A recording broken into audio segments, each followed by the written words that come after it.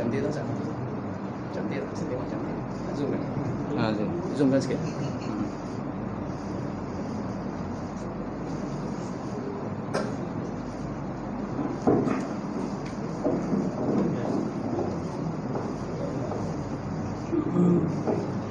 Baik, kita mulakan kuliah malam ini dengan sama-sama baca kitab ila Hazratin Nabi Muhammadin Mustafa Rasulullah sallallahu alaihi wasallam wa ala kiram ashabihi wa syarifah. A'udzu billahi minasyaitonir rajim. Bismillahirrahmanirrahim. Alhamdulillahi rabbil alamin. Ar-Rahmanir Rahim. Maliki yaumiddin. Iyyaka na'budu wa iyyaka nasta'in. Shiratal ladzina an'amta 'alaihim ghairil maghdubi 'alaihim waladdallin. Assalamualaikum warahmatullahi wabarakatuh. Alhamdulillahilladzi nahmaduhu wa nasta'in wa nasta'in wa na'udzu billahi min shururi anfusina wa min sayyiati a'malina. May yahdihillahu fala mudilla lahu wa may yudlil fala hadiya lahu. Asyhadu an la ilaha illallah wahdahu la syarika lahu wa asyhadu anna Muhammadan abduhu wa rasuluh. Allahumma salli wa sallim ala sayyidina wa nabiyina wa maulana Muhammad imamil muttaqin wa qatul mujahidin wa ala alihi wa sahbihi ajma'in. Amma ba'd. Fa inna asdaqal hadits kitabullah wa khairul hadi Muhammad sallallahu alaihi wasallam wa syarrul umuri muhdatsatuha wa kullu muhdatsatin bid'ah wa kullu bid'atin dhalalah wa kullu dhalalatin finnar. Qala Allah Subhanahu wa ta'ala fi kitabil azim, ba'udzu billahi minasyaitonir rajim. Wattaqu fitnatan la tusibanna alladzina zalamu minkum khassah wa 'alamu anna Allaha syadidul 'iqab. Shadaqallahu azim. Maksudnya, takwalah kamu kepada Allah Subhanahu wa ta'ala.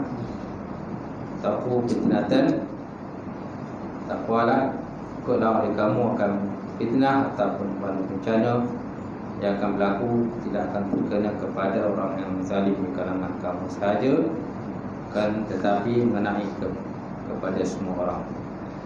Wa'lamu annallaha syadidul 'iqab, dan ketahuilah sesungguhnya Allah Ta'ala itu maha keras balasan siksa azab. Wa qala Nabi sallallahu alaihi wa ala alihi wa sahbihi wa baraka wa salam, la yu'minu ahadukum hatta hawahu tab'an lima jitu. Maksudnya tidak sempurna iman salah seorang kamu sehingga hawa nafsunya cenderung ataupun akur kepada apa yang bawa, kata Rasulullah SAW. Yang hormati Fadil Imam kita Berga Tuan Bilal, seluruhnya sahabat saya Ustaz Suhaimi, seluruhnya jawatan kuasa, sidang jemaah muslimin yang alhamdulillah kita panjatkan puji dan syukur Allah Ta'ala dapat bersama sekali lagi malam ni. Hadis berapa tadi bukan? Anda? Ha? 47. Buku surat 595. 95. Hadis 47. Hadis 47. Baik, hadisnya Wa'an Adi, betul? Adi bin Amirah, betul? Okey, insyaAllah.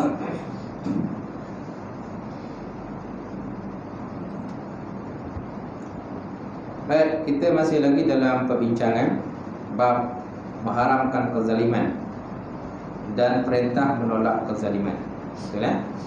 InsyaAllah malam ni kita lihat hadis pertama, hadis 5 daripada An Adi bin Amirah radhiyallahu ta'ala anhu. Adi bin Amirah radhiyallahu ta'ala anhu qala sami'tu Rasulullah yaqul, sesungguhnya aku telah mendengar Rasulullah sallallahu alaihi wasallam telah pun bersabda, Fasabda Rasulullah SAW, yaqulu man ista'malnahu minkum min amalin fakatamana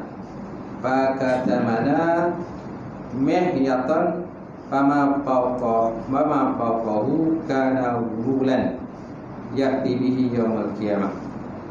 Kana wulan ya'ti bihi yaumal qiyamah.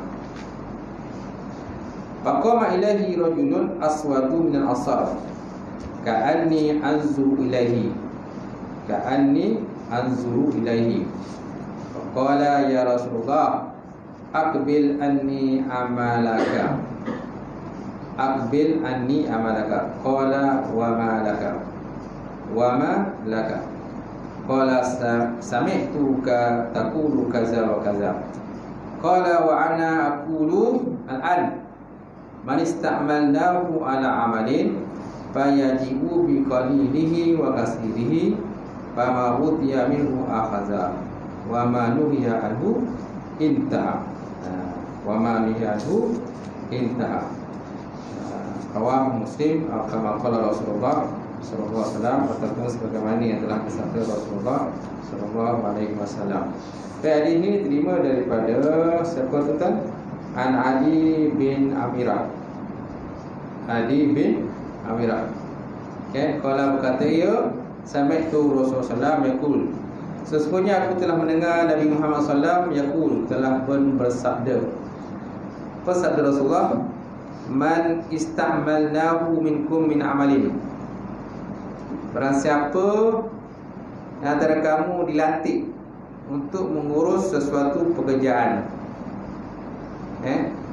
man ista'malnahu minkum min amalin, siapa di kalangan kamu yang dilantik untuk menguruskan sesuatu pekerjaan, fakatamana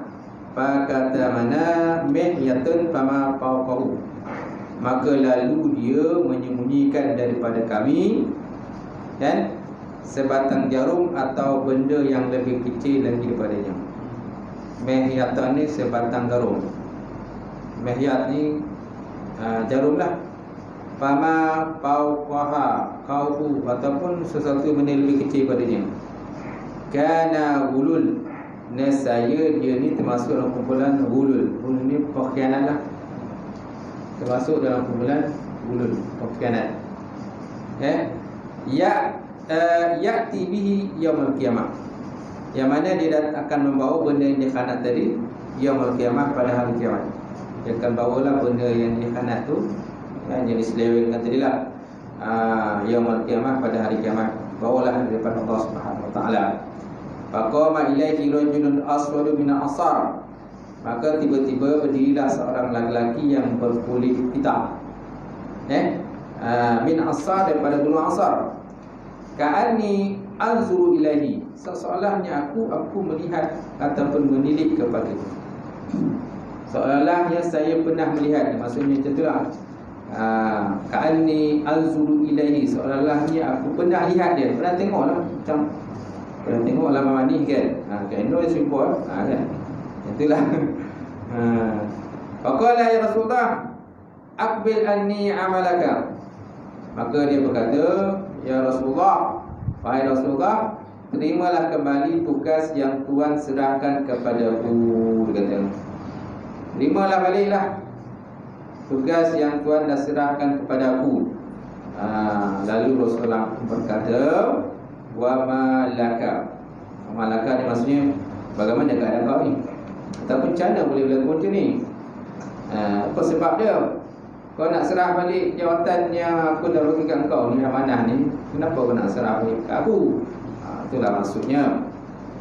Qala sami'tuka taqulu kaza wa kaza. Lalu dia berkata, aku mendengar kamu ya Rasulullah berkata demikian. Wa ana aqulu al-an, dan aku berkata sekarang ini.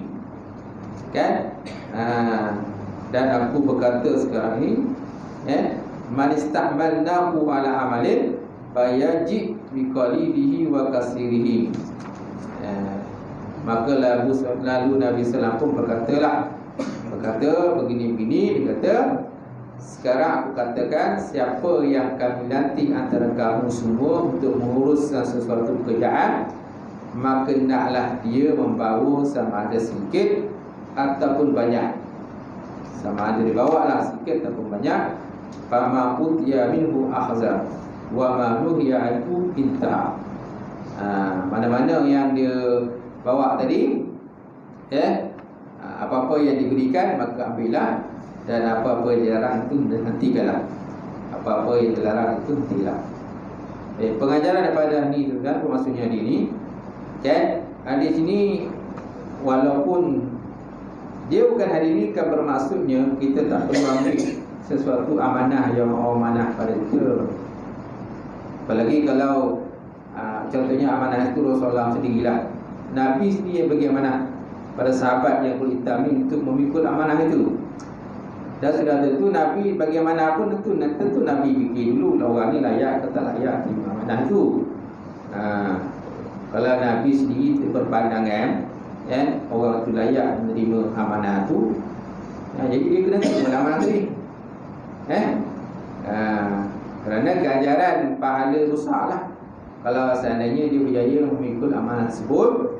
Dan apalagi kalau seandainya dia ni memang orang yang yakin, orang lain yakin dia ni boleh mentadbir, boleh menguruskan sesuatu amanah dan juga jawatan, dan dia ni pun memang background pun orang dah tahu dah, dia ni memang seorang yang amanah, bagus, takbiran dia bagus, mana cemerlang dan sebagainya. So kenapa dia nak menolak jawatan itu? Itulah.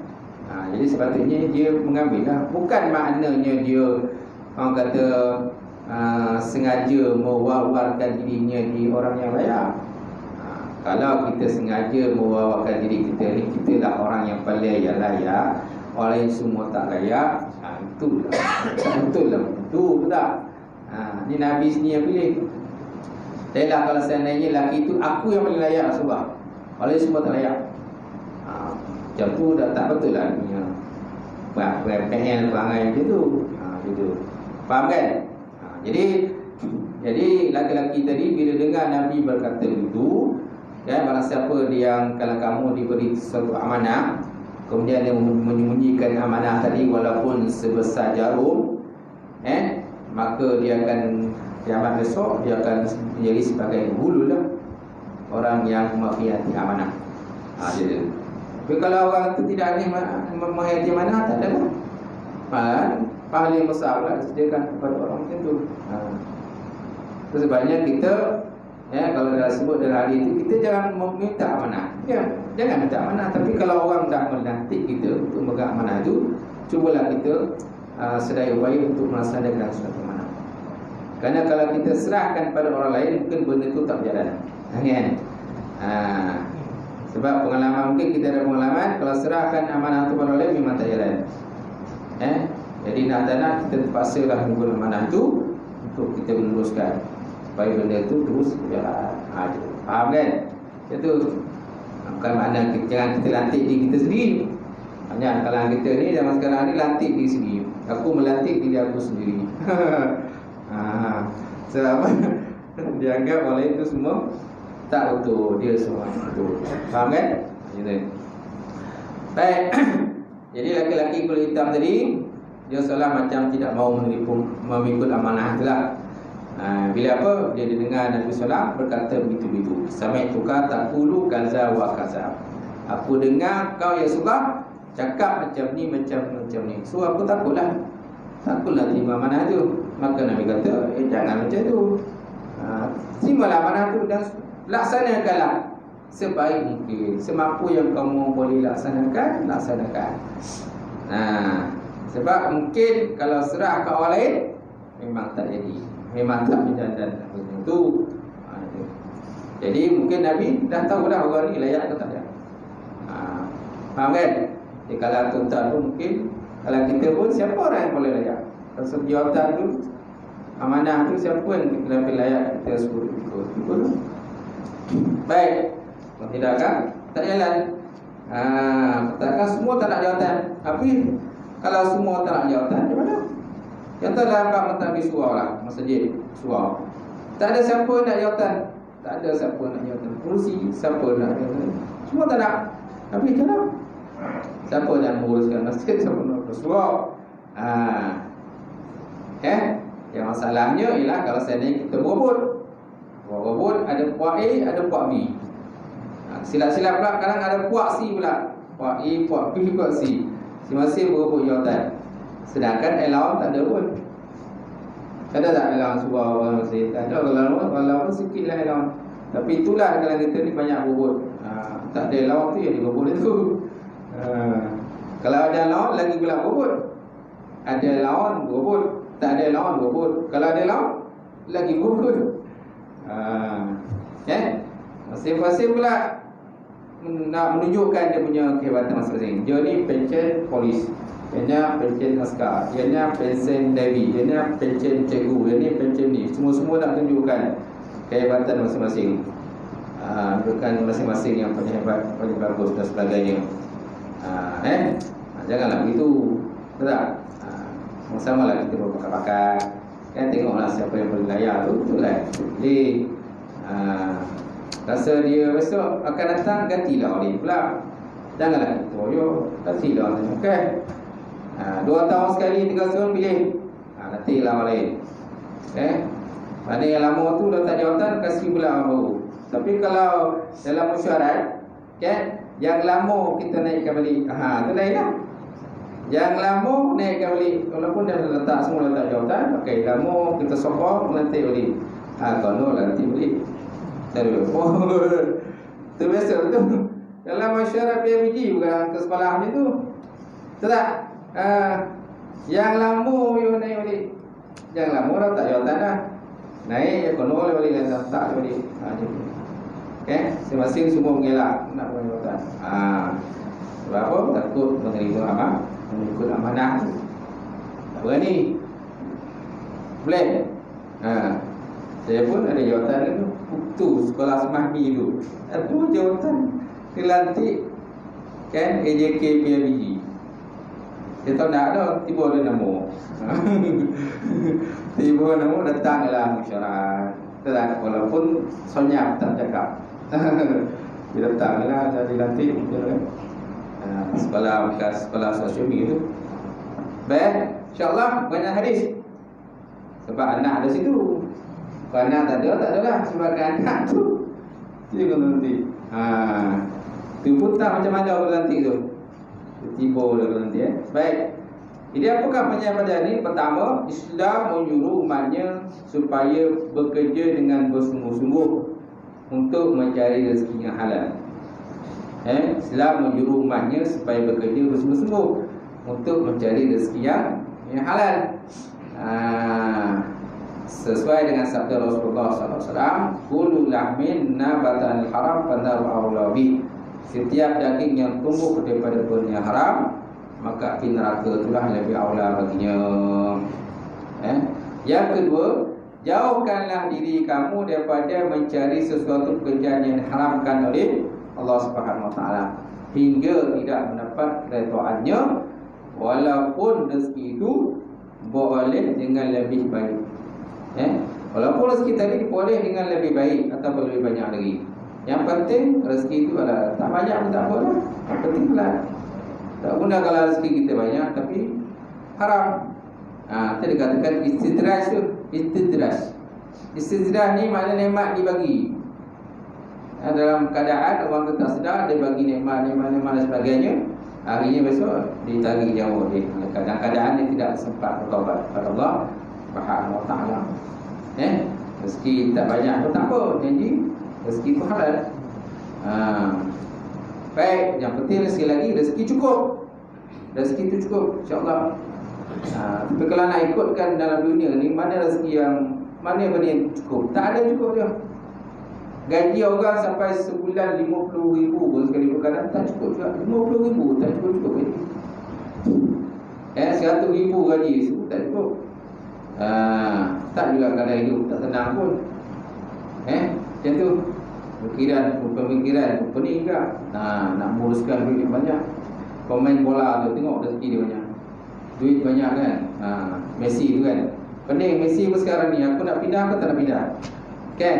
Manchester City tawarkan dengan dengan apa tu, berapa satu hari, berapa juta satu hari kan? Berapa ribu satu hari? gaji dia. Kalau ditawarkan pergi universiti tu berapa banyak? Sebulan dah berapa juta, setahun dah berapa juta dia punya tu. Tapi dengar tak jadi kan? Tak jadi nak pindah. Sebab ayah tuan anak yang menangis. Anak yang menangis tak bagi ayah pindah universiti. Akhirnya masih lagi kata masih lagi bukan di Barcelona. Itu kan. Wala kita kan. Apa dah? Duit banyak pun kadang poni kan mikir kan. Apa? Jadi dia pindah tu kena tawarkan duit. Nak pindah kena duit. Macam tu. Baik, yang ketiga, janganlah menjadi orang yang tamak. Tamak dengan harta yang tidak dihalalkan, walaupun harta itu nilainya umpama sebatang jarum. Janganlah menjadi orang yang tamak dengan harta yang tidak dihalalkan tadi, walaupun harta itu nilainya walaupun sikit je, sebatang jarum nilainya. Tapi sebabkan benda itu haram, janganlah kita. Apalagi kalau jumlahnya lagi banyak pula. Sebab harta dunia ni memang tak pernah habis. Dia dunia ni macam air laut lah. Air laut kan? Macam mana kalau kita minum air laut tu? Adakah makin kenyang ke makin haus? Makin haus dia kalau minum air laut tu. Itulah ibarat dengan dunia ni. Tak pernah habis dia dunia ni. Lagi kita cari dunia ni, lagi pula kita hanyut pula. Lagi tengah terbalik juga ni kalau kita cari dunia ni. Yang keempat, Islam menyuruh umatnya supaya bersifat amanah dalam tugas yang dipertanggungjawabkan. Sepertinya amanah tu. Dia amanah ni kalau sikit je kita seleweng, walaupun orang ni mungkin sebelum ni kita dengar dia orang baik, kita dengar dia baik, kita bagus, sikit saja orang dengar kita buat benda tak elok, orang akan cop kita tak elok. Walaupun sebelum ni banyak jasa-jasa kita lah. Contohnya jawatan kuasa PhD kan. Jasa kat sekolah memang banyak. Saya tak tahu nanti sebagai jawatan PhD, pengurusi PhD sekolah kan. Tiba-tiba dengan satu masa, tiba-tiba kan kena tangkap orang selewengkan duit dan sebagainya. Orang dulu kita selewengkan duit dan sebagainya. Jadi kita kali cop buruk je. Walaupun benda sikit je, tapi banyak kebajikan yang kita dah buat kat sekolah tu akhirnya hancur bila orang tak pandang kita. Sikit pasal keburukan dan kesilapan yang berlaku tadi kan. Yang kelima, amanah keras ditujukan kepada orang yang melakukan khianat dalam pekerjaan atau jawatan, sama ada kecil ataupun besar pengkhianatan tersebut. Amanah keras ditujukan kepada orang yang melakukan khianat tadi. Kenapa? Pada akhirat besok dia akan membawa apa benda yang dia khianatkan tadi di hadapan Allah Subhanahu wa taala. Kalau benda yang di walaupun sebatang jarum sekalipun, mencuri sebatang jarum sekalipun, ataupun contohnya mencuri harta rampasan perang, dia ambil harta rampasan itu, besok akhirat besok akan bawalah di hadapan Allah Subhanahu wa ta'ala. Apalagi kalau jumlah tu banyak pula, lagi pula berat pula, banyak pula dia akan pikul bawa di hadapan Allah Subhanahu wa ta'ala. Kemudian yang keenam, siapa yang mana akan menjaga harta masyarakat atau harta awam, hendaklah dia menjalankan kewajipannya sebaik mungkin dan menunaikannya kepada berhak tanpa menggunakannya untuk kepentingan peribadi. Walaupun sedikit tuan, walaupun sedikit benda tu barang amanah. Contoh harta kerajaan lah kan, harta kerajaan. Tapi kita salah gunakan kerajaan. Kenderaan kerajaan tu kita gunakan untuk pergi shopping. Nampak tak? Ni harta kerajaan ni. Harta kerajaan, bank kerajaan, lepas tu banyak kan sekarang harta kerajaan kan yang baru ni. Dan kamu dilantik sebagai orang jurudriver kan, pemandu kepada kenderaan tersebut. Tiba-tiba kita salah gunakan benda tu. Kita bawa keluarga kita pergi travel ke, pergi ke mana-mana, bercuti dan sebagainya. Jadi orang kata ni harta kerajaan ni, orang pun ambil gambar, senang gambar. Kenal sama sekarang senang je. Orang nampak ni harta kerajaan ni, ambil gambar, hantar masuk dalam FB, dah satu dunia entah dah. Nampak tak? Sama sekarang ni senang. Baik, seterusnya, jika diambil wajib dikembalikan atau diganti, dan jika sebaliknya maka rahsianya akan terbongkar pada hari kiamat di hadapan khalayak ramai, insya-Allah. Jadi nak malu dunia ke malu akhirat? Gitu. Takut nanti malu akhirat. Baik, yang keenam, orang yang tidak sanggup menjalankan tugas dengan amanah dan ikhlas tidak harus menerima jawatan berkenaan.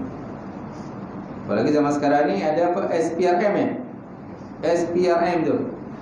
Pantang dengar ni misalnya tu. Pantang dengar je kata songlap duit dan sebagainya. Bukan jam lelah datang dan sebagainya. Copet. Tak kira orang polis tu, askar tu, apa dan sebagainya, kau pasukan keselamatan dan sebagainya, kau jawatan kerajaan tu, ataupun kau montori ke apa sebagainya zaman sekarang ni, mana dengar je menjadi harta kerajaan, amanah, kan? Maka bekerja lah sekarang yang datang lah. Tapi kena buat betul lah, kan? Jangan nanti ada masuk campur tangan orang lain tiba-tiba lepas dah. Okey, masalah tu. Masuk campur tangan orang atas dah habis. Mula-mula tu kau main lagi kan, nak tangkap lah, kata keluar abang akan, tapi lepas tu senyap. Habis macam tu je.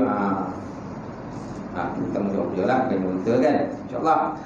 Seterusnya, wa'an Umar bin Khattab radhiyallahu ta'ala anhu qala lamma kana yawmal Khaybar aqbala nafarun min ashabi Nabi sallallahu alaihi wasallam faqalu fulanun syahidun wa fulanun syahidun hatta marru ala rajulin faqalu fulanun syahidun faqala Nabi sallallahu alaihi wa ala alihi wasallam kalla inni ra'aitu finnar kalla inni ra'aitu finnar fi burdatin ghallaha aw aba'atin rawahu Muslim. Jalan ya? Jalan ya? Nah, kita nampak tu. Baik, insyaAllah. Hadis yang kedua, hadis terima daripada sikit lagi boleh? Kata so ada hadis ke? Sikit lagi ya? Mana bus ni? Cegai. Kejap. Jalan satu lagi boleh? Wa'an Umar bin Khattab, daripada Umar bin Khattab, qala berkata, ya lamma kana yaumul Khaybar aqbala nafarun min ashabi Nabi sallallahu alaihi wasallam. Hadis yang kedua diterima daripada Umar bin Khattab, qala berkata, ya lamma kana yaumul Khaybar, maksudnya ketika berlaku peperangan Khaybar. Nabi melawan orang Yahudi ni dalam perang Khaybar ini. Aqbala nafarun min ashabi Nabi sallallahu alaihi wasallam, maka datanglah sekumpulan sahabat Rasulullah SAW. Faqalu, lalu mereka berkata, fulanun syahidun wa fulanun syahidun, si fulan mati syahid, si fulan mati syahid. Kata sahabat-sahabat ini alhamdulillah. Kerana sahabat ini mungkin terbunuh dalam peperangan itu. Hatta mar'u ala rajulin, sehingga mereka lalu kepada seorang lelaki, sehingga mereka menyambut seorang lelaki. Hatta maru ala rajulin. Faqala, lalu mereka berkata, fulan syahidun, si fulan pun syahid juga. Mungkin mayat kan, mayat berlimpangan gitu kan, dalam lepas peperangan kan mayat berlimpangan. Jadi tunjuklah, okey, ni orang ni syahid, ni syahid, ni sini sebagainya. Sehinggalah pada seorang lelaki, mereka kata ini pun syahid juga. Faqala Nabi sallallahu alaihi wasallam, maka tiba-tiba Nabi sallallahu alaihi wasallam pun berkata, kalla inni ra'aitu finnar. Tidak sama sekali, sesungguhnya aku melihat dia dalam neraka. Alhamdulillah, aku melihat dia dalam neraka. Maka mungkin ruhnya ke dalam neraka. Fi burdatin allaha aw abadatin. Kenapa? Dalam neraka kerana apa? Kerana menyembunyikan sehelai selimut bulu atau sehelai baju kelubung. Kerana menyembunyikan sehelai selimut bulu ataupun sehelai baju kelubung daripada harta ghanimah yang belum dibahagikan lagi. Mana saya kata tadi? Kata dalam bahasa perang. Lalu lah peperangan kan, bila perubahan dicamuk. Jadi ada yang mengambil kesempatan. Jadi mungkin Nabi tak tahu ke. Kita ambil lah kan, suruh kan. Dah habis perang tu, semua orang dah bersurai, so dah bagi bagian terbesar. Kita ambil dah benda yang kita suruh tu, keluar lah. Dapat tak? Jadi kan Nabi tak tahu kan. Rupanya Rasulullah tak tahu. Maka Nabi kata, kalla inni ra'aitu binar. Tidak sama sekali, semuanya aku lihat dia dalam neraka. Kenapa? Kerana dia mencuri ataupun menyembunyikan sehelai selimut, bulu atau sehelai baju pelubung. Maknanya daripada harta ghanimah yang belum dibahagikan lagi. Jadi yalah, mungkin selimut tu mungkin mahal ke tu. Kalau selimut yang murah takkan dia nak ambil dah. Mesti mungkin selimut yang berjenama lah. Berjenama. Daripada tenunan dia, mungkin dia punya jahitan dia, tenunan mungkin dia cantik lawa kan. Harga dia mahal mungkin. Daripada Yaman ke apa, mana-mana kan. Daripada Turki punya selimut bagus kan. Jadi dia berkenal lah benda tu. Dia ambil lah. Curilah wawan. Sedang nanti bila dah bagikan antara masa barang, mana dia keluarkan benda tu, buat lah dia. Tapi lah lebih bagian dia. Gitu. Faham kan? Ini contohlah apa yang berlaku pada zaman Rasulullah SAW. Jadi mana-mana pada zaman Nabi pun dah berlaku benda ni. Apa lagi pada zaman sekarang ni? Orang Muslim Pengajaran hadis, walaupun seorang itu mati dalam berjuang mempertahankan agama Allah, tetapi jika dia ada melakukan perkhianatan, Allah Ta'ala akan mengazabnya, masya-Allah. Allah Ta'ala mengazabnya dalam neraka. Yang kedua, janganlah menyembunyikan sesuatu perbuatan, kerana Allah Ta'ala maha mendengar lagi melihat. Allah Sami'ul Basir. Allah Ta'ala mendengar lagi maha melihat di atas apa yang dilakukan oleh manusia. Dia kalau dia mampu dalam ini semua ketahuan Allah Subhanahu Wa Ta'ala. Yang ketiga, Rasulullah SAW mengetahui perkara gaib yang diberitahu oleh Allah Subhanahu Wa Ta'ala. Nabi sendiri tahu juga. Tahu Nabi, kerana Nabi ini punya mukjizat, kelebihan Allah Ta'ala kepada dia. Dia tahu lah. Malahan dalam hadis lain pun ada sebut Nabi tahu sahabat yang beri kat belakang. Nabi menghadap kiblat. Nabi menghadap kiblat, tapi Nabi tahu sahabat yang duduk belakang siapa. Apa lagu sahabat belakang tu Nabi tahu. Kelebihan yang ada Rasulullah. Kita tak tahu dah. Kita kalau jadi imam, kita tahu kat belakang tu siapa. Tak tahu dah. Kecuali kalau kita menoleh ke belakang lah, tahulah okey, siapa yang berada di saf pertama, kedua, dan sebagainya. Tapi Nabi tahu siapa yang berada di saf pertama tu, walaupun Nabi menghadap ke kiblat. Itu kelebihan yang ada kepada Rasulullah. Yang keempat, besarnya dosa pengkhianatan harta masyarakat awam sehingga tidak dapat dikafarahkan oleh pahala syahid dalam peperangan, insya-Allah. Besarnya dosa pengkhianatan harta masyarakat awam sehingga tidak dapat dikafarahkan oleh pahala syahid tadi. Pahala syahid kan besar kan, tapi dia tak dapat mengkifarahkan, menebus tadi daripada benda yang dikhianat, yang dicuri, disembunyikan dan sebagainya. Itu juga hak peribadi seseorang. Nauzubillah zalik. Tahan sikit perbincangan malam ini, dua hadis kita kongsi. Mudah-mudahan sebanyak dapat kita jadikan panduan lah dalam hidup kita, untuk kita menjadi orang yang lebih baik daripada lebih baik daripada lebih baik, insya-Allah. Wallahu a'lam bissawab. Ilahi wa bihi. A'udzubillahi minasyaitonir rajim. Bismillahirrahmanirrahim. Alhamdulillahirabbil alamin. Wassalatu wassalamu ala asyrafil mursalin wa ala alihi wa sahbihi ajmain. Allahumma zidna ilman nafi'an wa qina as-sawqa wa amalan mutaqabbalan rizqan halalan wa barakatan katsiran wa siyan fataya alim. La ilaha illa anta biman fataka wa ta'ala alifi. Allahumma qina bidin, Allahumma qina bidin. Allahumma ja'al hadza jam'an marhuma wa taqabbal min ba'dika barakatan ma'suma. Rabbana atina fid dunya hasanah wa fil akhirati hasanah wa qina azabannar. Subhana rabbika rabbil izzati amma yasifun wa salamun alal mursalin alhamdulillahi rabbil alamin. Qafallahu minkum.